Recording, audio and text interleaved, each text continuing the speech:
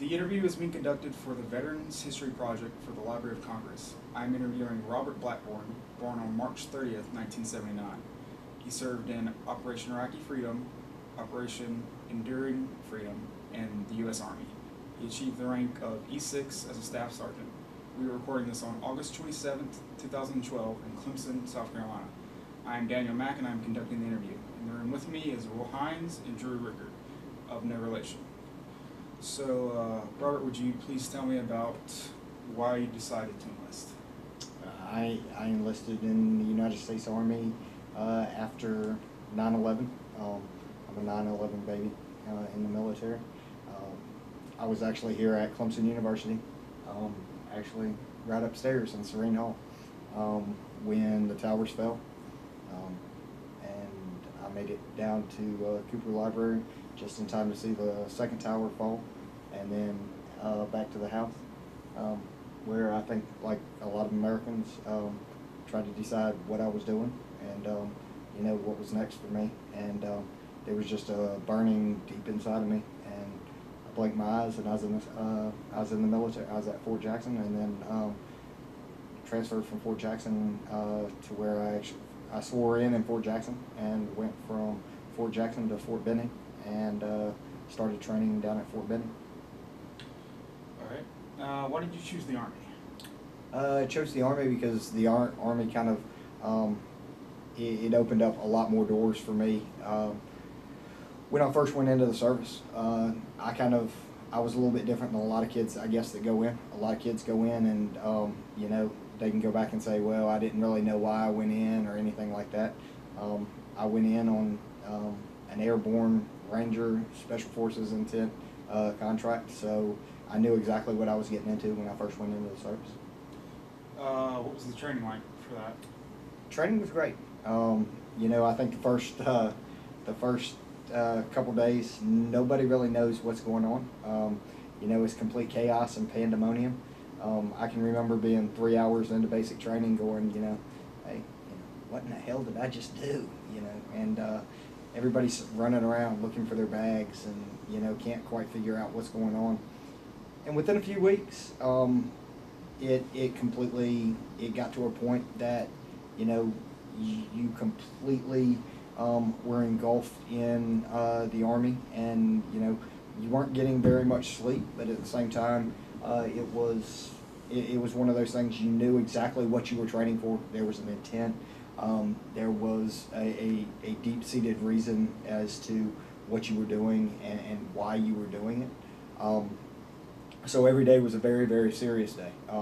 Everything that you learned at that time were things that you knew that you were taking with you overseas. You knew that these were the little things that could ultimately end up saving somebody's life, or defeating the enemy.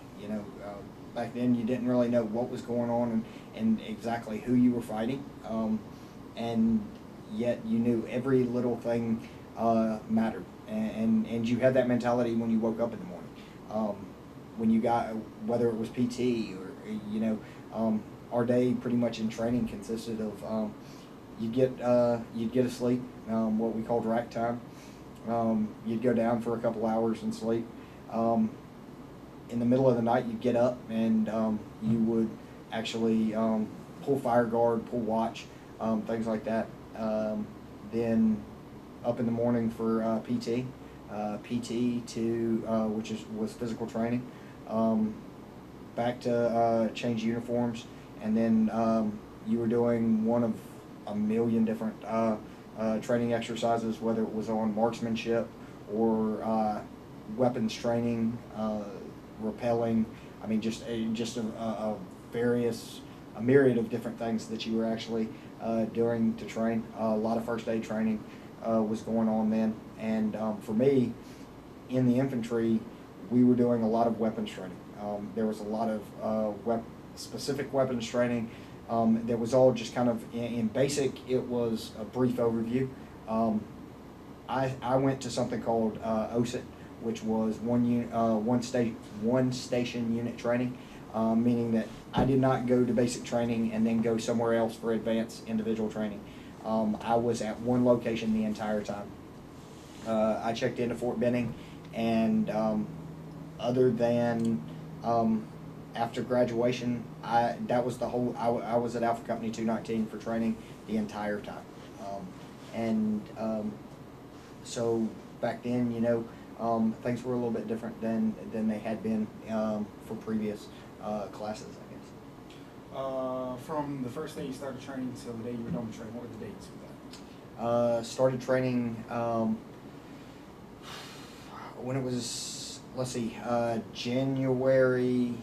I'm in basic training before January 2003, and I retired from the military, or I completed training at basic in May of 03. Yep. 03, and then at the end of basic, and then you went on to? From basic training, I basically graduated, walked off the graduation field at basic and AIT, left infantry school. As a graduate of infantry school, went down the road to airborne school in Class A uniform, nonetheless.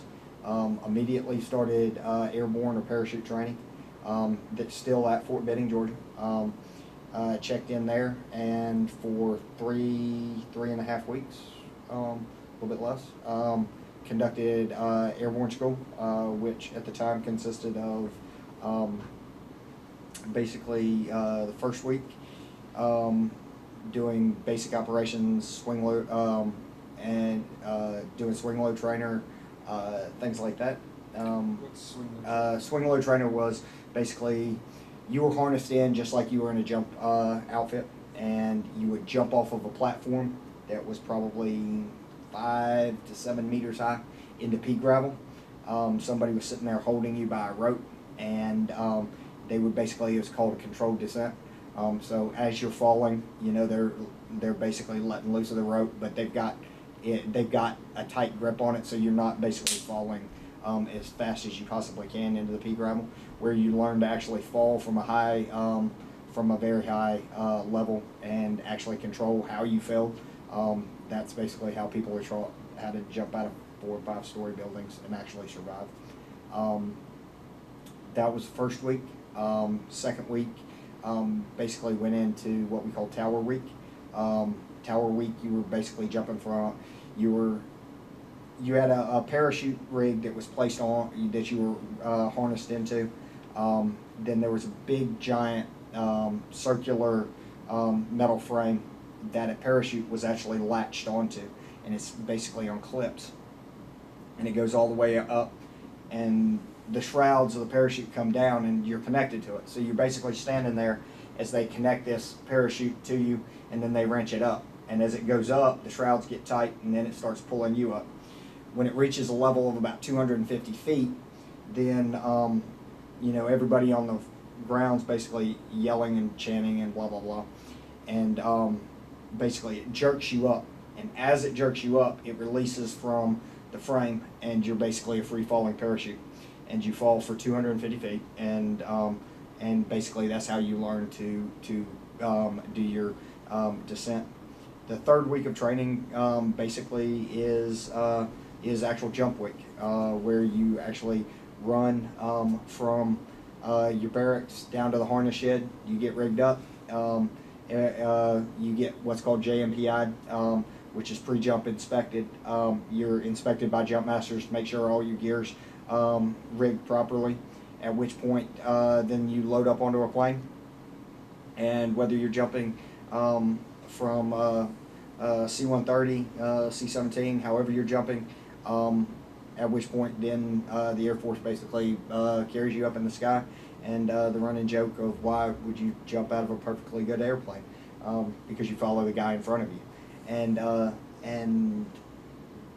then graduated from airborne school, at which point I originally left airborne school and was run about half a mile to a mile down the road to what we call the brown fence, and behind the brown fence is where I started something called RIP, which was the Ranger Indoctrination Program, in which They basically take everyday guys and break them down to the salt of the earth and show you that you're nobody, and build you back step by step to live by a Ranger creed, and a creed that basically is completely instilled and put deep into your body.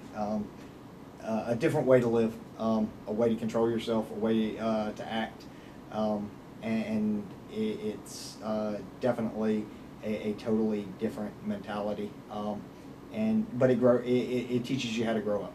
It teaches you how to rely on the guy on the left and right of you every single day. And those were my time going through RIP was probably some of the roughest days of my life, as far as the things that I actually endured in training. Or at least at that time I probably thought it was absolutely the worst thing in my life. But it definitely gave me the mentality and the mindset that there was nothing that could defeat me. That you could give me one other guy, you could give me 5 other guys, or it could just be me and I could take on the world. I definitely felt like I could eat bullets at that point. You know. How old were you when you went to RIP? I went through RIP a little bit older than most guys, because I had already been here at Clemson for a while. I had a nice little run here at Clemson prior to that. So I was probably 22, pushing 23 when I was going through RIP. So, you know, RIP's a totally different world. You're living, I said earlier about living behind a brown fence. You can't see in and out from RIP, so you can't see, typical Army soldiers cannot see what's actually going on behind the brown fence. It's basically a brown weave or brown skirting that's going around it. So Ranger Battalion, 75th Ranger Regiment, the regimental headquarters and 3rd Ranger Battalion at Fort Benning, Georgia, where training is conducted, it is a very, very closed circuit type of area. Not to say that people don't actually see what happens there, but you know, if you're just passing by, you can't see it. And life behind the brown fence is a little bit different. You learn to live a little bit different life. So I was probably 22 when I went through that process. And you said people were younger than you. What were the people like that went with you? Did you have a battle buddy assigned to you? No. When as I went through, for me, when I came into the military, I came in by myself. A lot of people at that time were coming in buddy pairs. There were a lot of individuals that came in 2-man teams, and kind of their deal with the Army when they first came in was we were going to come in, but we were going to stay together for X amount of training. And sometimes that works out because, you know, if somebody quits at a different training level, then that kind of changes, because once they quit, then they go somewhere else. I had a couple guys that actually went through training with me. They were at basic training with me. Then we left basic training, went to airborne school together, left airborne school together, went to RIP together, left RIP together, and actually went to different units when it was all said and done. After our training and everything kind of finished up there, we had guys that went all over the place. Some went immediately. A lot of the guys that were in that class went immediately into Afghanistan, and a lot of them went straight into the Korengal Valley, which was a really tough spot in Afghanistan at that time.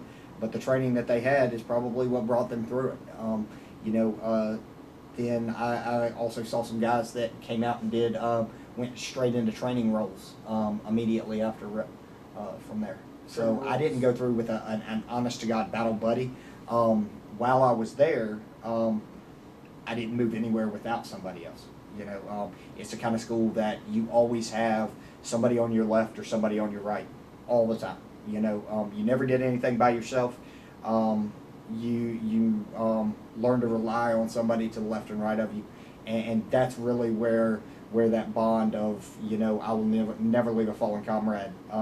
It definitely is definitely ingrained into your head. All right, and so at the very end of that training, what was that date of the last day of you were done, and then when did you ship out? Finished up training in let's see, probably August, September time frame. And immediately I ended up going to the 101st Airborne Division. I left there and went to the 101st, went to 1st Brigade, 2nd Battalion, 327, at which point I was at Fort Campbell, Kentucky. Was there for a couple weeks and immediately shipped overseas into replacement there in Mosul. Hit Kuwait, and from Kuwait was assigned to the unit, and that was when the 101st did the walk. They had done the walk through, they started out in Kuwait, and they basically were stationed in Kuwait, where at the time nobody knew really what was going on. You knew that you were going to cross the berm. You knew you were kind of sitting there waiting for the day to come. And when I say crossing the berm, that was what we called this entire section that rolled all the way, basically the outer border of Kuwait. And at the time, we had all the ships had brought all the gear in through here. We had unloaded and gone to various camps throughout. In which case, I was at a place called, I think at the time it was called Victory, and we moved to a couple different locations. But basically, what we were doing was staging all of the 101st assets to basically follow 3rd ID, 3rd Infantry Division, which was a mechanized unit, across the berm. And as they were rolling out in Bradley fighting vehicles, which basically were a small version of a tank, and then the Marines had tanks, and we had equipment all over, and we had basically staged ourselves to cross the berm and to go in one of a million, it seemed, directions at the time to secure Iraq. And we just waited and waited and waited and waited, and we had a lot of nights where we did a lot of training with gas masks. It seemed like for a while we didn't do anything without a gas mask, and you know there were constant threats by NBC, nuclear, biological, and chemical weapon attacks, and we would go into bunkers. We would gear up, stay in gas masks for a day and a half, 2 days, and nobody. It was kind of, in a lot of ways, it was chaos and pandemonium. The unit I had been with, 1st Brigade, is where we had an individual that actually fragged a tent while we were in Kuwait. And when I say that, he actually pulled the pin of a hand grenade and threw it in to the tent. That was one of our own soldiers. He had a beef with being overseas, and ultimately ended up killing a couple of our individuals. Our brigade sergeant major, Sergeant Major Bart Womack, was actually saved by a Kevlar helmet that happened to be sitting on the ground or sitting on a sandbag, and it took a brunt of the shrapnel. 2 other individuals, I believe it was 2, were killed in that tent that evening. And at the same time, the chaos that ensued that night kind of brought with it a plane, a British plane that was flying by, got shot down, and it was a pretty crazy night. Nobody knew what was going on. I mean, it was 90 different directions. About a week and a half, 2 weeks later, the 101st crosses the berm, and the 3rd ID basically rolled out this direction, coming up to the car, and basically Basra stayed in the west, and we came on up into Nijah, Hilah, and we basically had walked our way all the way up the country, and everywhere we went, we walked back then, and that was, you know, there were no helicopters picking you up and taking you places. The Battle of Nijah comes in to play, and you know, throughout Nijah and Hilah, back then the 101st basically was controlling the ground flow. You had 3rd ID that was kind of going through and you know, using mechanized vehicles to basically wipe everything out that they could, but then they couldn't fight all the little battles with the Fedayeen and Saddam's Republican Guard. The Fedayeen? Yeah, the actual, you had 2 different type of fighting, well, 3 different type of fighting forces. You had Saddam had placed soldiers throughout the country that were just basically placed in these outer little remote posts, and they gave up really, really quick. They basically came to us with their hands up. They just wanted food, you know. They were really quick to give up. Then you had a couple different factions, Republican Guard being one of them, that they were very distinctly uniformed. They were more the personal security force to Saddam, and they wanted to continue to fight. They fought throughout the country, and they were basically stationed at key locations in major cities throughout Iraq. One of them being Nijah, where they were. It was basically generals, and a lot of the generals throughout Iraq, they did not want. They wanted absolutely nothing to do with actually giving up, because that was their job. I mean, it wasn't that they were such devout fighters. It was the fact that Saddam was supplying. They were basically dictators in themselves throughout the country. They were given so much money and so much power that it basically went to their head, and they absolutely they would basically they fought because they were that was their mark to the wealth in Iraq. And after Nijah, once we get out of Nijah, then finally we're the 101st is picked up in helicopters, a lot of them, and air assault operations, where helicopters actually picked everybody up, took them into Mosul, and into a lot of remote spots around here. But Mosul being where at the time our division commanding general, our 2-star general who was in charge of us at the time, was a guy by the name of General David Petraeus. And General Petraeus basically would set up shop in Mosul, and we would start controlling all of the outlying areas in around this whole area in Mosul, where a lot of the Iraqi forces had. This was what we called, you know, the Devil's Den. They had complete control of.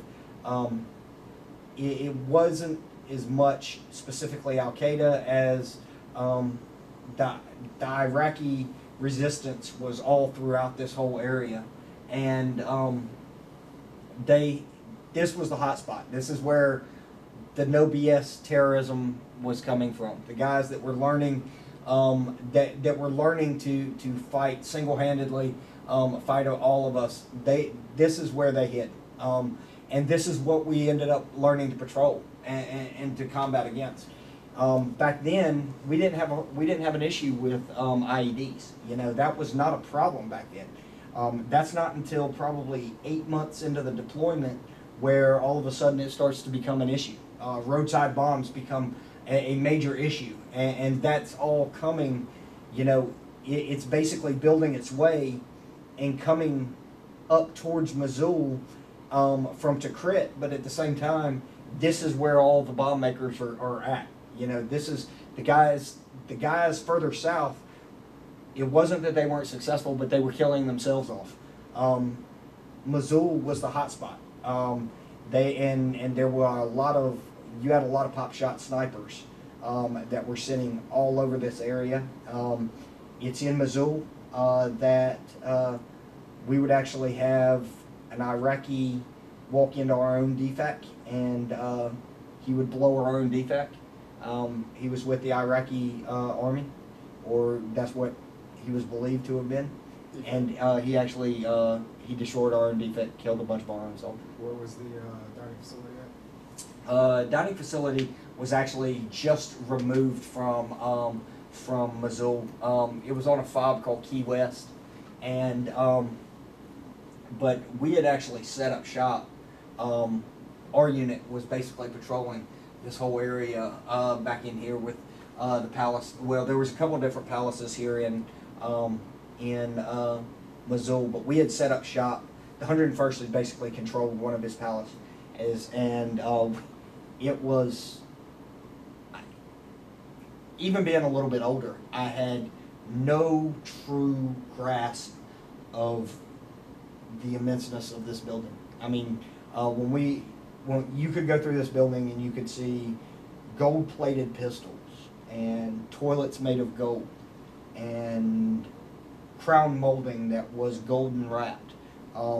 It was the most extravagant building I have ever been in my entire life. There was nothing about it that screamed, that did not scream, hey, this is just true lavish lifestyle. Golden commodes. I mean, it was just absolutely immense. And we just immediately brought in lumber and supplies and took his big giant, 6,000 square foot bedrooms and threw up walls and put satellites on the dome of his house and turned it into a headquarters that we would use, that would ultimately turn into the headquarters for most of Iraq until the green zone was established in Baghdad. Now, which one of these buildings is the actual palace? It's back in here. This whole section is the grounds and everything here. Okay. And so after, what are your tour unit? What month? This is OIF 1. This is the initial onset of the war, and by the time we got to Mosul, that's about month 6. And for the next 6 months, we would basically work operations in here. 50 Deuce would work operations pretty much in the city. 187, which was Rakistan Brigade, 3rd Brigade, would conduct operations just outside of the city, and 1st Brigade would push out to Kiara West Airfield and go out to a place called Hama. And in Hammam, the whole area that we started protecting out here turns into, this becomes our base of operations for controlling absolutely everything on the outlying cities, where we started working with establishing.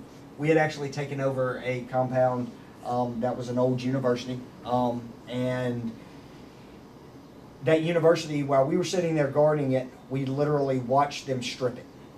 We watched the people, the whole time we're in Mosul. By the time we had got to Mosul, the looting had started, which was an absolutely insane thing, because we were trying to control.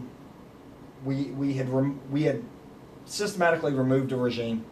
Saddam was now on the run. A lot of the generals and forces had already fallen and scattered throughout back into everyday life. They weren't wearing uniforms. We didn't know who they were, and we were searching them out person by person and going off of old intel records. And when you look at the sheer number of buildings and things like that. Were you looking for people on the deck of cards? Yeah. Yes. At that time, we had been given a deck of 52 cards. Of those 52 cards were the top 52 individuals on the most wanted list, and we were constantly throwing them down. One of the units that I was worked with, Charlie Company 2nd and 327, under leadership of a guy by the name of Captain Matthew Cones, he would systematically create a process of marking absolutely every house there.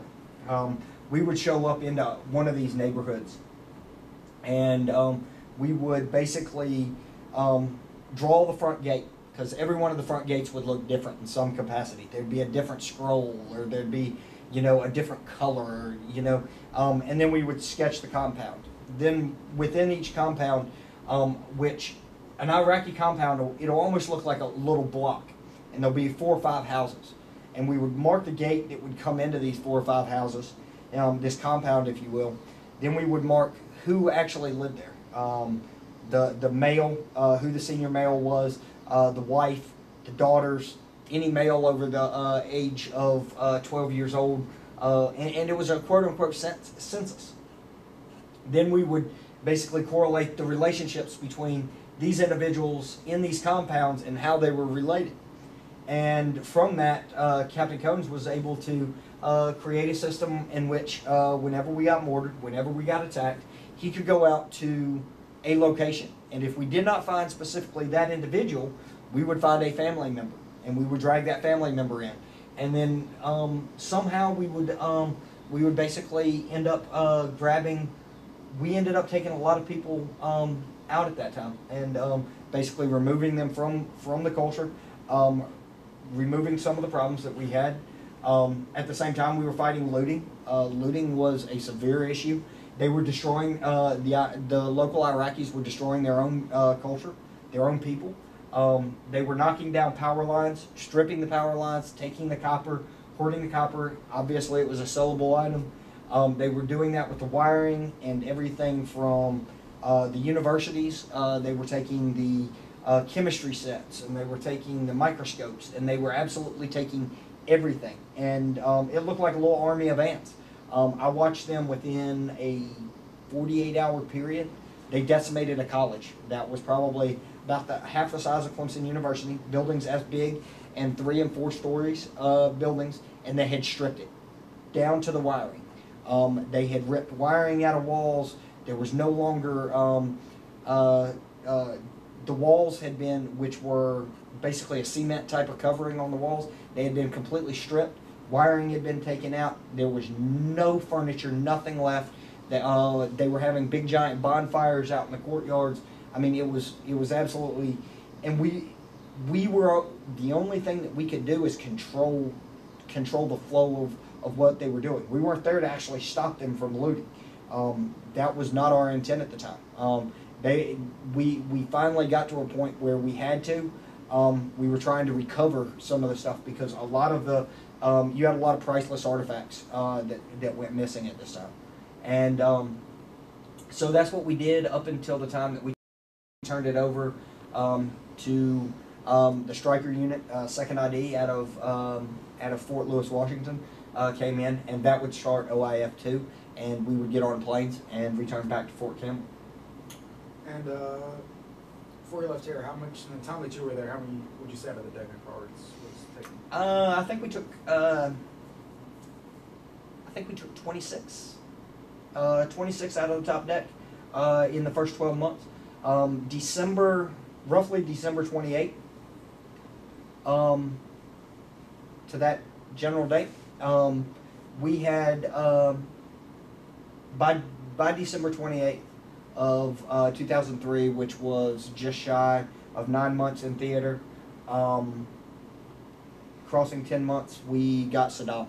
And Saddam was captured down in Tikrit, and he had run and run and run, and we finally ran him into a hole, and he was captured down in Tikrit. And that was about the end of your tour? That is about the end of my tour. My first tour lasted until roughly February, March timeframe. All right, and so you went home and you had a bit of... I went home and I had a little bit of time off where I went to an MTT sniper school.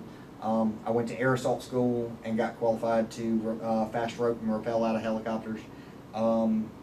Back into true ranger school, 62 days of hell.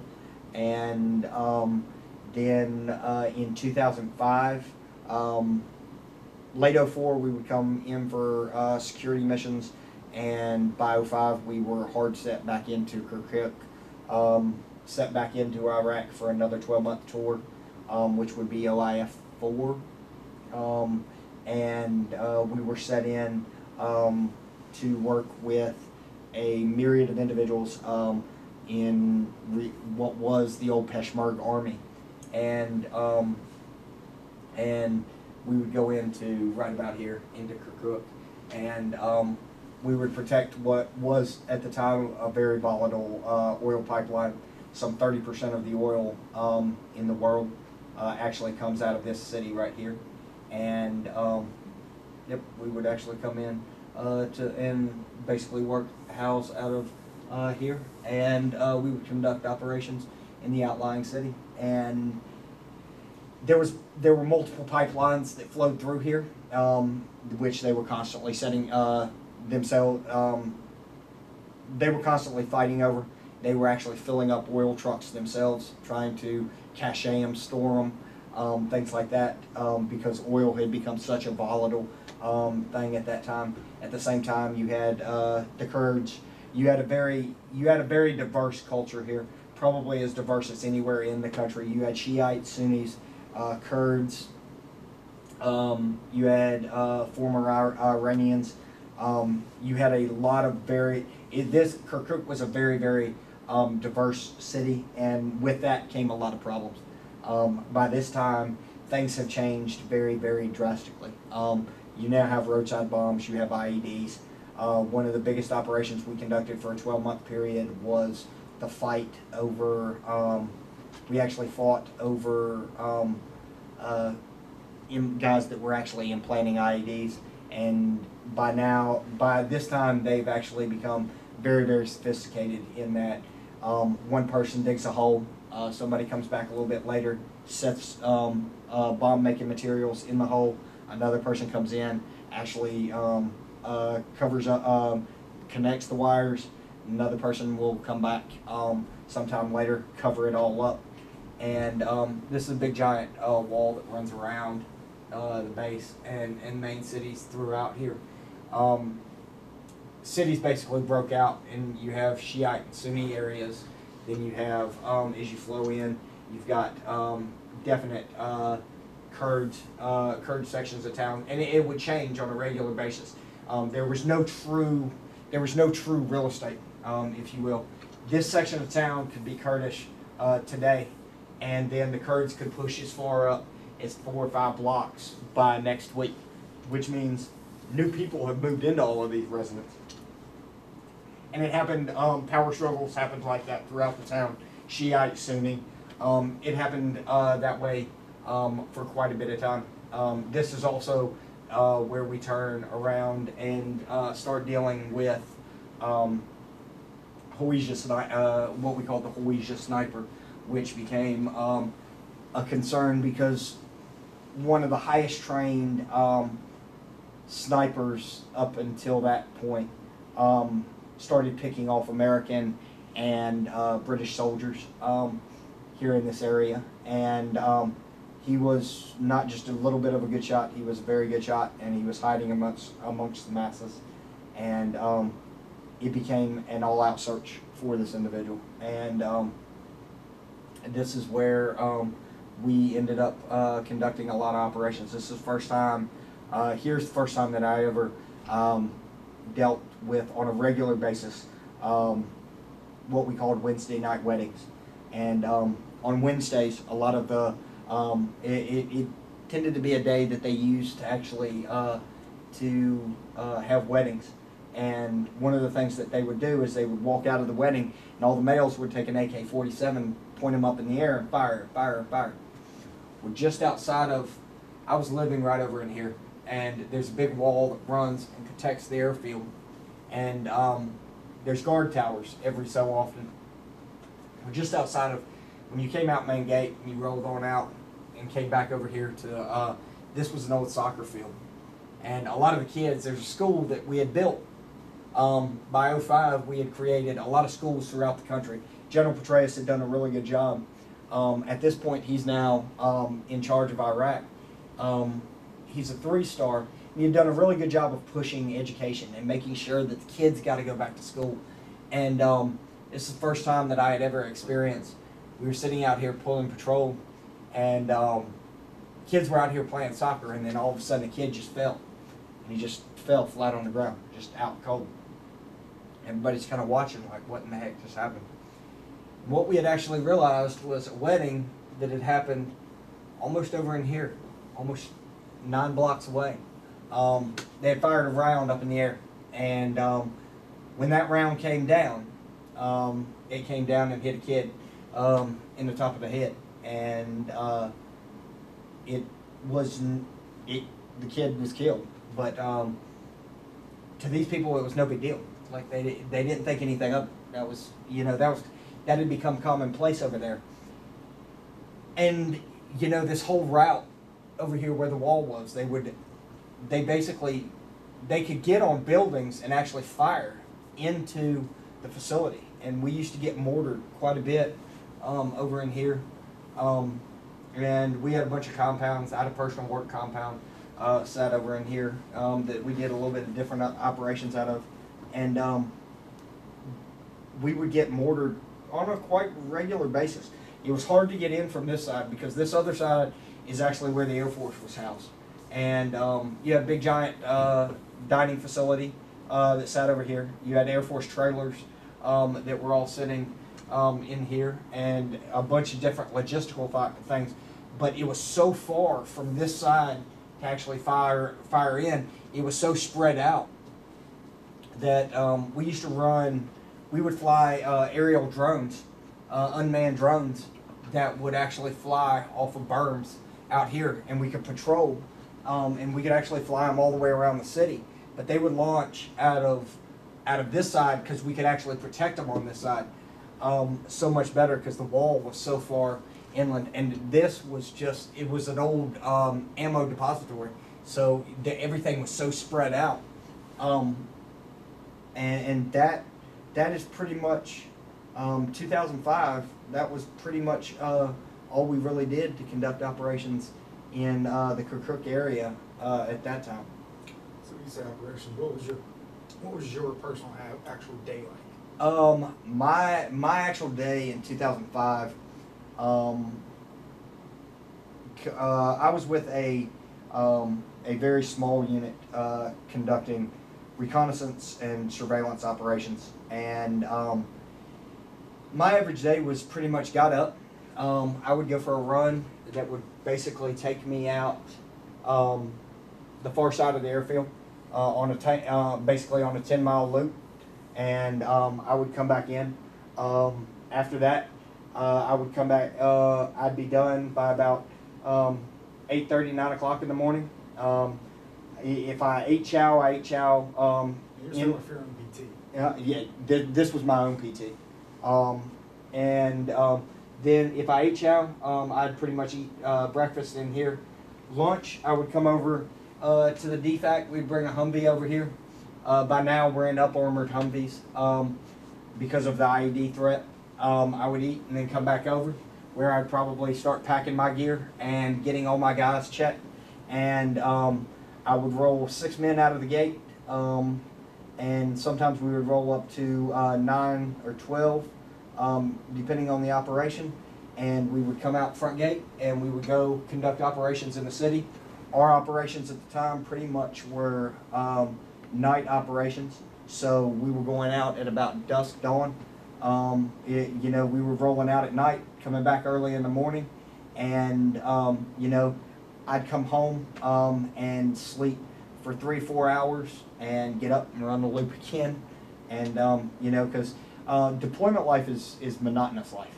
It is the same thing. The quicker you can get into a routine, this is my personal opinion, but the quicker you can get into a routine, the quicker you can basically do the same thing day in, day out,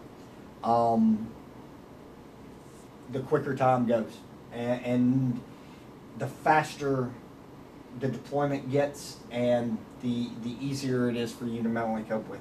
The more time that you sit around thinking about something and going, okay, then things start playing on your mind, and then the worries of back home come in, and the missing home, and the things that you don't have on a regular basis.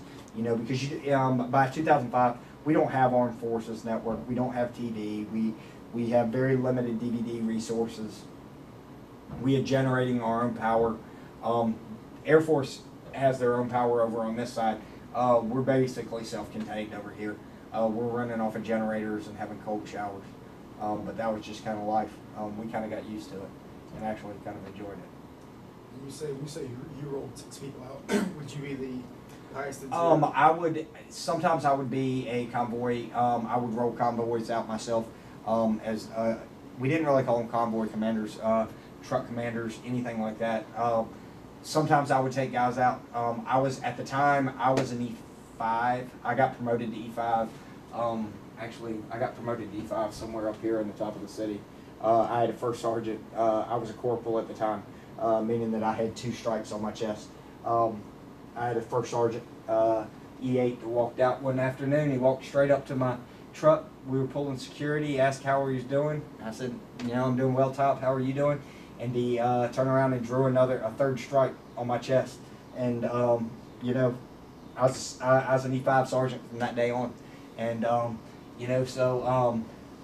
I actually had an E6 that was, the way we called it back then, our E6 was our team leader. I was an ATL at the time, and as an E5, I would take guys out, sometimes commanding trucks. Sometimes I would ride with Sarnay, and he was a E6 staff sergeant at the time, and sometimes he would go out with us, depending on what the operation was.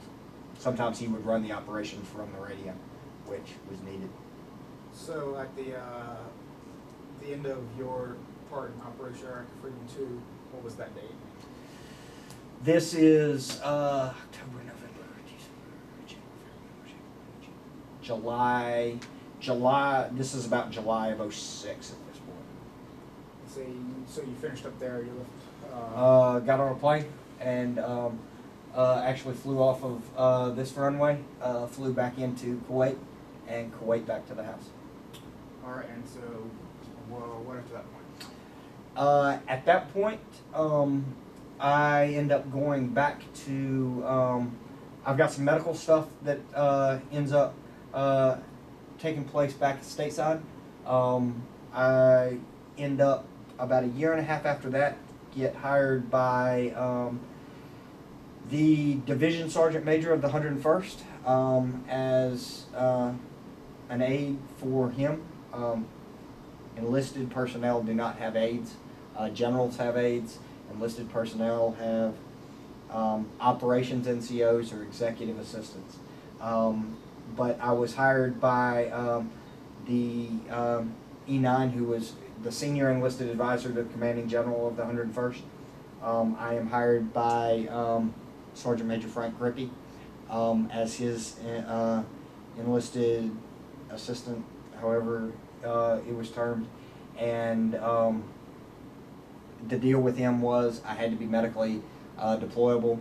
I became medically deployable, in which case Sergeant Major Grippy would leave to take over a corps assignment, basically a step up for him.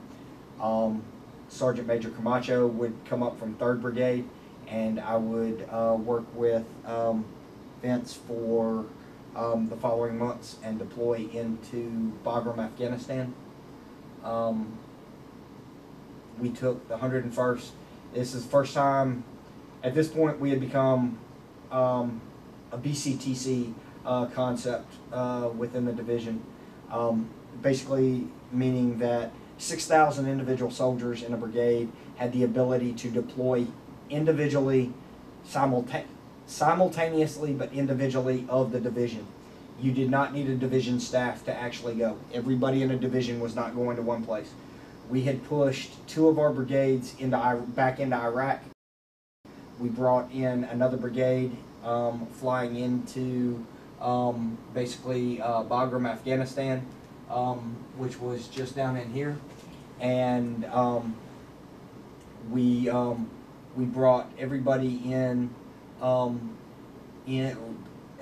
Bagram, and we took over a task force that was a full DoD task force. We had Marines, Navy,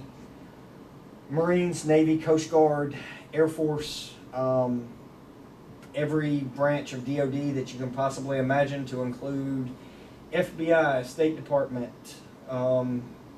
every 3-letter brother, sister that you could possibly imagine, all came into Bagram. This is 15,000 working individuals, in excess of 15,000 working individuals on a daily basis, right here, contained in, you know, basically 5-mile run, 7.5 mile working track area, and 15 to 20,000 people on any given day. Operations out of Bagram were absolutely immense. This is the tactical hub for Afghanistan, or at least what we called RC East, Eastern Afghanistan at that time. And where was, you said the division, and when you say you could deploy at, it's not like individuals, how many people would be deployed individually? Division, the 101st Airborne Division consists of roughly 30,000 working bodies. Of those 30,000 working bodies, they're split into multiple brigade type settings, roughly 3,500 to 6,000 soldiers, depending upon how you were assigned and what you were doing. Okay, those individuals could be deployed together as one simultaneous group, or they could be deployed in smaller units and assigned to other type of groups. Just because you were part of the 101st did not mean that you weren't going to go work with somebody else. Prime example, when we show up on the ground in Afghanistan, we actually take over Marine units. Marine units are actually working with us. Naval units are working for us. We actually had a unit out of Vicenza, Italy, a brigade out of Vicenza, Italy called the 173rd Airborne Division, with a huge history. Was working for us in RC East. They all come together to create what we called a task force. That task force was Task Force, we took over for Task Force 82 and became Task Force 101, and conducted operations out of Bagram with our own helicopter assets, and basically started running operations throughout all of RC East. Now define takeover. With takeover, we had something called right seat, left seat ride. There's a unit that's already on the ground here. The 101st comes in, sets down on the ground, and basically we start shadowing those individuals. We do everything that they do. When you're doing right seat, left seat ride, you're essentially sitting when you're on left seat ride, you're essentially watching everything that the driver's doing. You're watching, they're still running the show. It's still their operations. How do you do it? You know, show me on right seat ride, you know, show me how you're doing it. On left seat ride, that means all of a sudden I'm taking the wheel. They're sitting watching me do it. Whatever it is. And you're shadowing somebody that's in essentially your job. You know, what job you're taking over. And everybody that comes into country does the exact same thing. And so basically there's what we call a smooth transition. And that transition, basically, Task Force 82 is on the ground conducting operations. Task Force 101 comes in and starts watching what they're doing. Then we turn around and start doing it. And 82nd is watching what we're doing. Okay, y'all understand it. It's now y'all's show. Y'all got it. 82, Task Force 82 picks up and leaves, goes back home, and we conduct our operations. This was actually an 18-month deployment. This ride was a long ride for us, and you know, it cost us a lot of guys. We lost a lot of individuals, not just within the 101st, but in the task force in general, throughout all of Afghanistan at this time. Afghanistan had started to become volatile. When I first got over into Afghanistan, it was really tough for me at first, because I almost felt like this was a forgotten war. This is kind of, you got to keep in mind, Afghanistan is where it all starts. You know, this is where this is the base. You know, this base did not look anything like this. This looked like an open runway, and all of this was empty fields everywhere here in 2001 after the towers fall. My heart is here because this is where it all, when the towers fell, this is where it all started. and it had been going on here since the 80s. You know, the 101st took a very, you know, when we came in very, very, very hard, and we took a very hard stance in Afghanistan in that it somehow came across as a forgotten war. At the time, you were hearing a lot about guys dying in Iraq. It was very much played up in the news. Nothing was ever really said about Afghanistan. The numbers were actually becoming very close to equal at the time. We were somewhere around 4,000, 5,000 going in Iraq, and 2,000, 3,000, and we would slowly, the death toll would start catching up. What people weren't saying was the fact guys were horrifically being injured over here in Afghanistan, and I was seeing it, but this was very much not. It was an unspoken warland, and you know, the thing about Afghanistan is it's different than Iraq. Iraq's a very quote unquote level, flat area to play in. You know, to conduct operations. If you need something, if all of a sudden, you know, something happens out in the field, you can drop a helicopter pretty much right next to it. You know, pick up a casualty, get them out. If you're on the ground there and you say, hey, you know, I need supplies, I can drop a helicopter pretty much right next to you. You can bring a truck up, you can pick it up and go on. Afghanistan is not like that.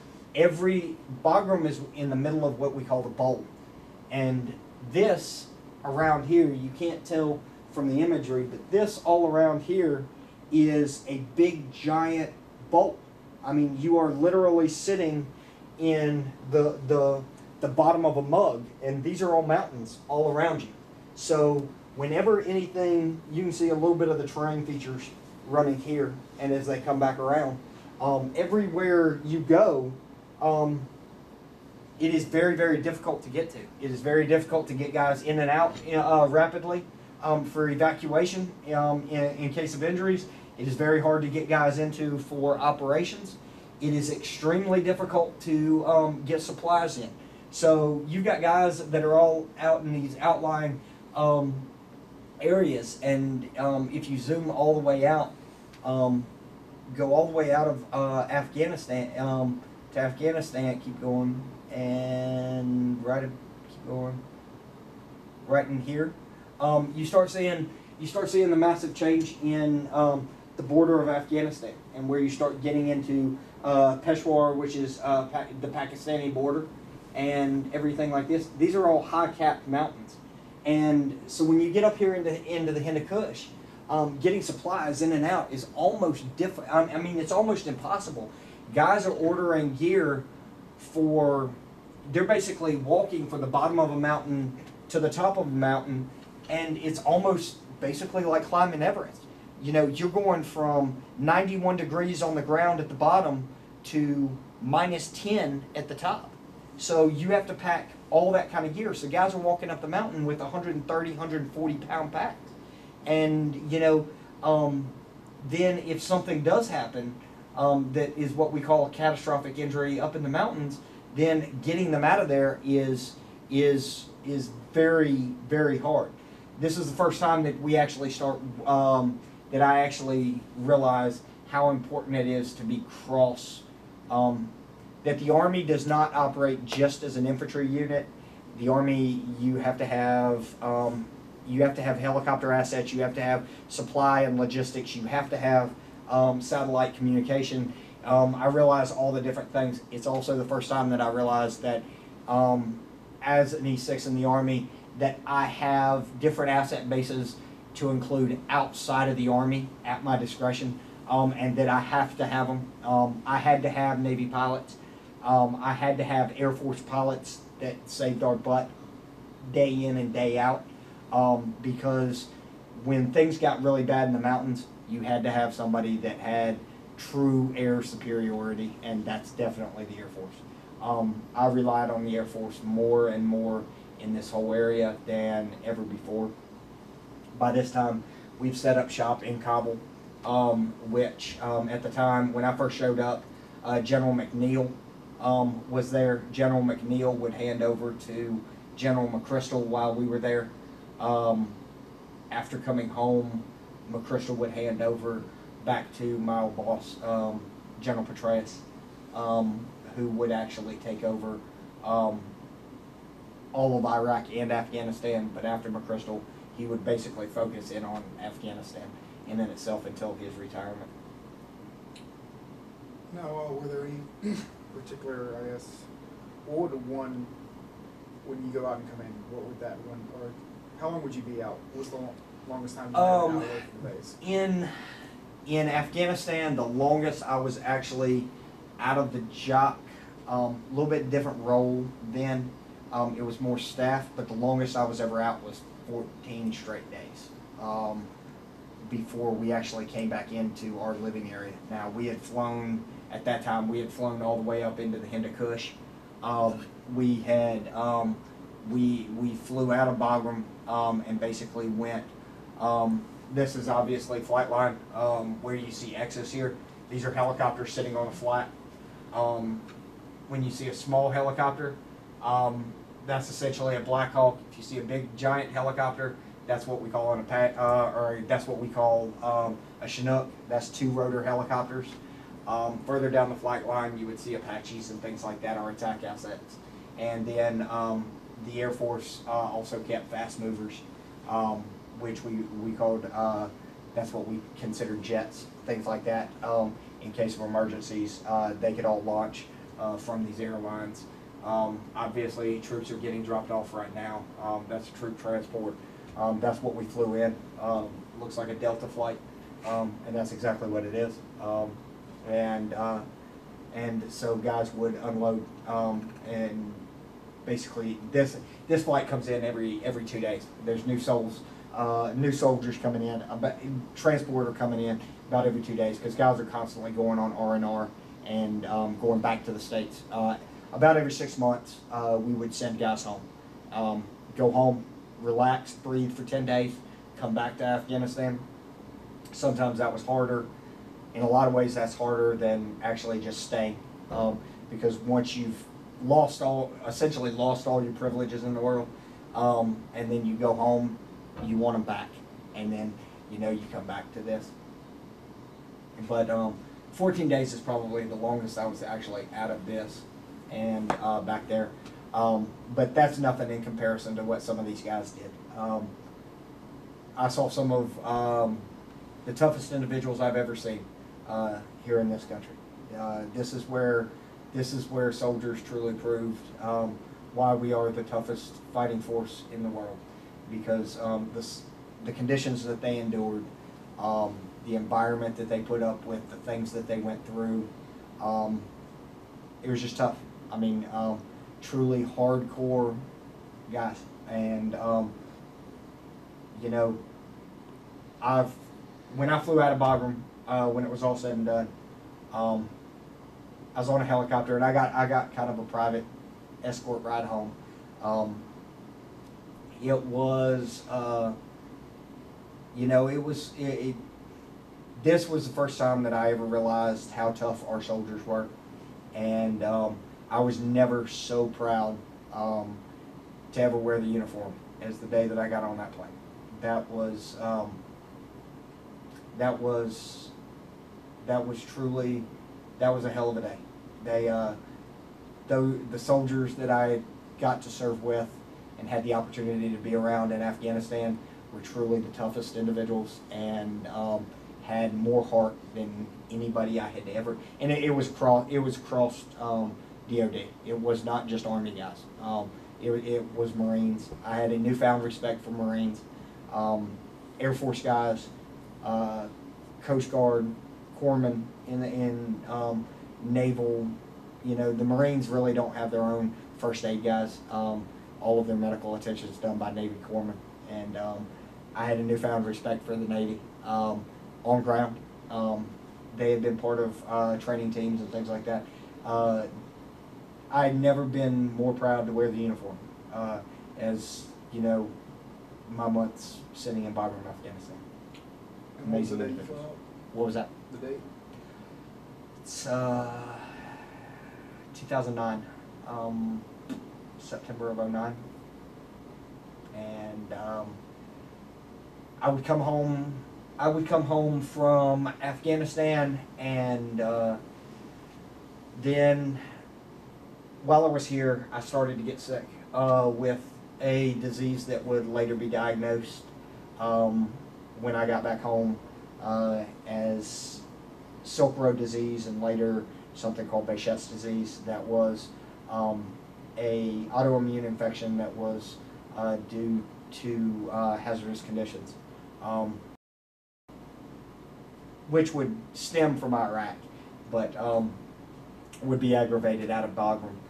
Just didn't know it at the time, and that was when ultimately I would start going through testing, and by 2010, my body had reached a point that we had to med board out of the service, and my career basically took a different direction, and I retired out and was 100% medically retired from the Army.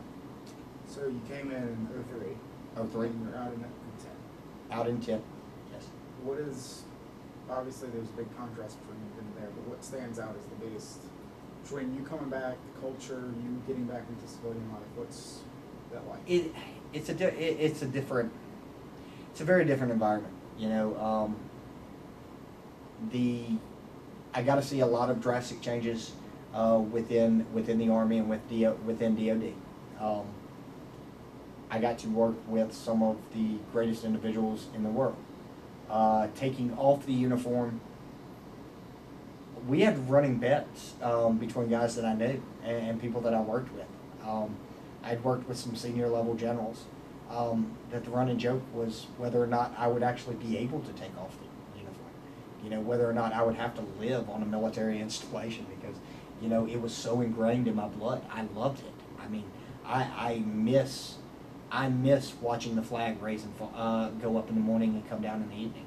You know, I miss hearing the bugle call. You know, but for me, I came home to where I had the opportunity to retire anywhere in the world.